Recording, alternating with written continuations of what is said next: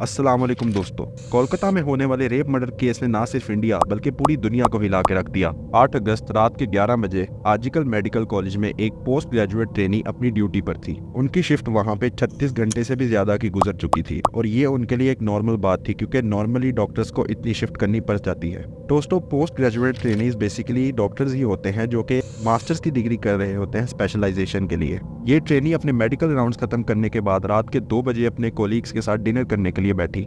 College के 3rd floor में मौजूद सेमिनार हॉल में ये डिनर करने के बाद ओलंपिक्स देखने लग गई, जहां पे ये नीरज चोपड़ा को सपोर्ट कर रही थी। ओलंपिक्स खत्म होने के बाद सब लोग सेमिनार रूम को छोड़ के चले जाते हैं, लेकिन ये वहीं पे रहती हैं क्योंकि ये बहुत ज्यादा थक गई थी और रेस्ट करना चाहती थी, क्योंकि इनकी शिफ्ट 36 घंटे से भी ज्यादा की गुजर चुकी थी। अनफॉर्चुनेटली सेमिनार रूम में कोई भी कैमरा मौजूद नहीं था।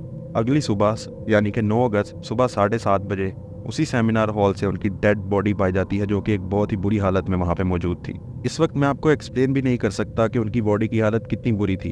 उनके प्राइवेट जेनिटल्स पूरी तरह से जख्मी होते हैं और उनकी आंखों से भी खून निकल रहा होता है। सुबह के 10:53 AM उस लड़की के घर वालों को कॉल आती है कि आपको जल्दी हॉस्पिटल आना पड़ेगा, आपकी बेटी की तबीयत बहुत खराब है। इसी के 22 मिनट बाद यानी कि 11:15 पे उस लड़की के घर वालों को कॉल आती है कि आपकी बेटी ने सुसाइड कर ली है। लड़की की बॉडी उसके घर वालों को दिखाने के लिए वहां पे 3 घंटे तक उनको वेट करवाया गया।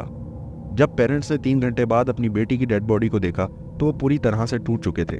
उनको पता था कि एक रेप एंड मर्डर केस है, इसलिए वो जस्टिस की डिमांड करने लगे। इसके बाद पुलिस इन्वेस्टिगेशन करना शुरू करती है। वो हॉस्पिटल में पहुंच के हर एक कैमरे को चेक करना शुरू करती हैं और अब तक पूरे देश में प्रोटेस्ट स्टार्ट हो चुके थे। जो भी लोग उस रात नाइट ड्यूटी पर मौजूद थे उन सबको पकड़ के उनसे इन्वेस्टिगेशन यानी कि इंटेरोगेशन की जाती है, लेकिन उन 500 लोगों की स्टेटमेंट्स बिल्कुल सिमिलर होती हैं, इस वजह से उनको रिलीज कर दिया जाता है। लेकिन उस रात 4 बजे एक संजय नामी लड़का सीसीटीवी फुटेज में दिखता है, जिसने ब्लूटूथ ईयरफोन्स पहने थे और ये ईयरफोन्स क्राइम सीन से मिलते हैं। जब उस लड़के से इन ब्लूटूथ ईयरफोन्स का पूछा जाता है तो वो कहता है कि ये उससे खो गए हैं, लेकिन जब उसके मोबाइल का ब्लूटूथ ऑन किया जाता है तो वो खुद ब खुद उस डिवाइस से कनेक्ट हो जाते हैं और उसको गिरफ्तार कर लिया जाता है। लेकिन अभी तक संजय के खिलाफ कोई फोरेंसिक रिपोर्ट भी नहीं है और ना ही कोई एविडेंस मिला है, जिसकी वजह से ये कंफर्म नहीं किया जा सकता है कि क्या वो क्रिमिनल संजय था या नहीं था। असल में दोस्तों, ये संजय नामी शख्स एक बहुत बड़ा पास्ट में क्रिमिनल रह चुका है। इसकी बीवी ने भी इस पे असॉल्ट के केसेस की रिपोर्ट करवाई है और इसके घर वाले भी इसको नापसंद करते हैं। लेकिन संजय पुलिस में ही एक सिविक वॉलंटियर था, जिसकी वजह से उसके खिलाफ कोई भी एक्शन अब तक नहीं लिया गया था। दोस्तों, अगर पास्ट में ही इस संजय नामी शख्स को पनिश किया गया होता तो आज ये इंसिडेंट ही ना होता। असल में दोस्तों, रेपिस्ट की मेंटालिटी को समझना थोड़ा मुश्किल काम है।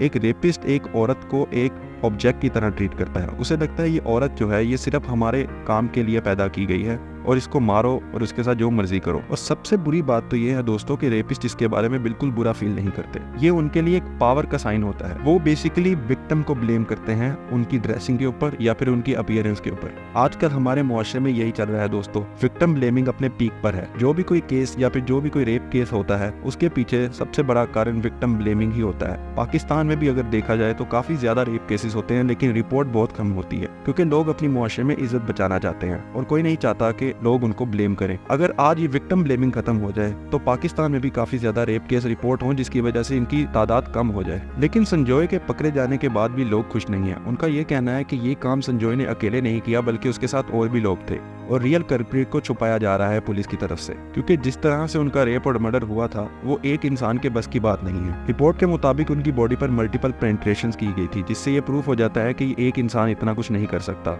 लेकिन इंटरनेट पर अभी भी कुछ फॉल्स न्यूज स्पेकुलेट कर रही हैं, जिसमें ये कहा जा रहा है कि उनकी बॉडी में 150 ग्राम सीमेंट पाया गया, जो कि बिल्कुल फॉल्स न्यूज है। आजिकल मेडिकल कॉलेज के प्रिंसिपल डॉक्टर संदीप घोष का कहना था कि एक लड़की का इतनी रात को सेमिनार हॉल में रुकना सेफ नहीं, और बेसिकली वो विक्टिम ब्लेमिंग करना चाह रहे थे। इतनी घटिया स्टेटमेंट की वजह से आवाम में और गुस्सा फैल गया और उनके खिलाफ प्रोटेस्ट शुरू हो गया, जिसकी वजह से 12 अगस्त को उनको वहां से निकाल दिया गया। लोगों के प्रोटेस्ट की वजह से उसने उस कॉलेज से रिजाइन दे दिया, लेकिन सरकार ने उसका यह रेजिग्नेशन एक्सेप्ट नहीं किया, बल्कि उसको एक दूसरे कॉलेज के अंदर प्रिंसिपल बना दिया, जिसकी वजह से अवाम में और गुस्सा देखने को मिला। दोस्तों, असल में बात यह है कि इस प्रिंसिपल के इंडिया की गवर्नमेंट बीजेपी से बहुत अच्छे रिलेशंस हैं। 13 अगस्त को फैमिली ने हाई कोर्ट में अपील की कि इस केस को सीबीआई को फॉरवर्ड कर दिया जाए।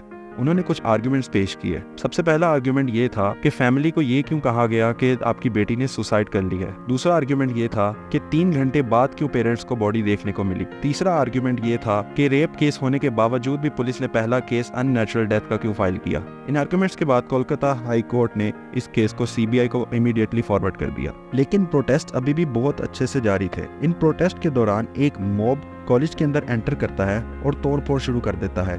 कोई नहीं जानता कि ये लोग कौन थे। सोशल मीडिया पर ये रूमर्स फैलाए जा रहे हैं कि इन्होंने वहाँ पे एविडेंस को खत्म करने की कोशिश की, लेकिन पुलिस का कहना है कि सेमिनार रूम तक कोई तोड़फोड़ नहीं हुई। पुलिस मौके पर पहुंच के सब कुछ रोक देती है, लेकिन सब एक दूसरे पर इल्जाम लगा रहे हैं। मीडिया पुलिस वालों पर, पुलिस मीडिया पर और गवर्नमेंट्स एक दूसरे पर। अवाम अभी भी बहुत ज्यादा नाखुश है क्योंकि अभी तक जस्टिस किसी को भी नहीं मिला। अभी तक तो प्रोटेस्ट बहुत अच्छे से जा रहे हैं, लेकिन क्या ये प्रोटेस्ट कंटिन्यू रहेंगे? पास्ट में भी ऐसे ही केसेस होते हैं जिसमें 2 या 3 दिन लोग प्रोटेस्ट करते हैं, उसके बाद सब कुछ भूल जाते हैं। अगर इसी तरह चलता रहा तो फ्यूचर में रेप केसेस ज्यादा होंगे। इसलिए लोगों को चाहिए कि इस चीज को भूलें मत और जब तक क्रिमिनल को सजा नहीं मिलती तब तक प्रोटेस्ट जारी रखें। दोस्तों, उम्मीद करता हूँ आपको मेरी इस वीडियो से कुछ ना कुछ सीखने को मिला होगा। मैं मिलूंगा आपसे अगली वीडियो में। तब तक के लिए अल्लाह हाफिज।